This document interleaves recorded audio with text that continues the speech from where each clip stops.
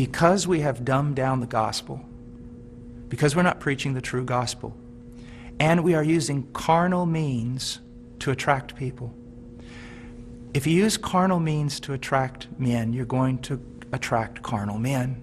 And you're going to have to keep using greater carnal means to keep them in the church. So what has happened is this. We have these large churches filled with many unconverted carnal people.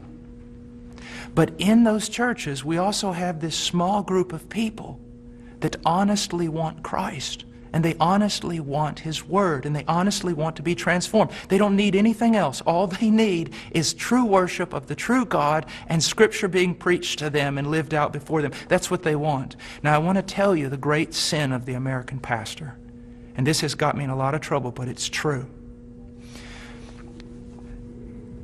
This small group of converted people in that local church, all they want is Jesus. And all they want to do is the right thing. They want purity, they want truth, they want Christ. But the pastor, in order to keep this larger group of unconverted people, he caters to them.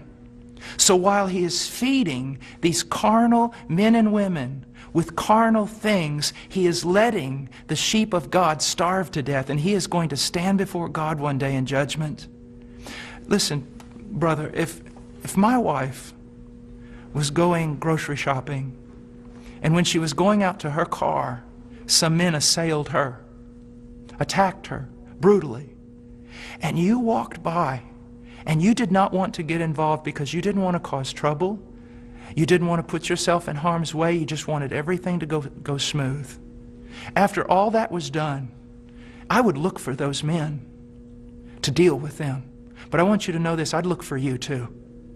Because you had a chance to stand for my wife, my bride. And out of self-preservation or wrong ideas, you did not do it. You're just as much responsible as those men who attacked her. And that's what's happening all throughout America with pastors. It's the bride of Christ. There are sheep in all these churches, many of them, even churches that seem somewhat heretical in places. You'll usually find a group of people who truly want Christ, but the leadership is catering to the carnal and letting the bride of Christ starve to death, impoverished.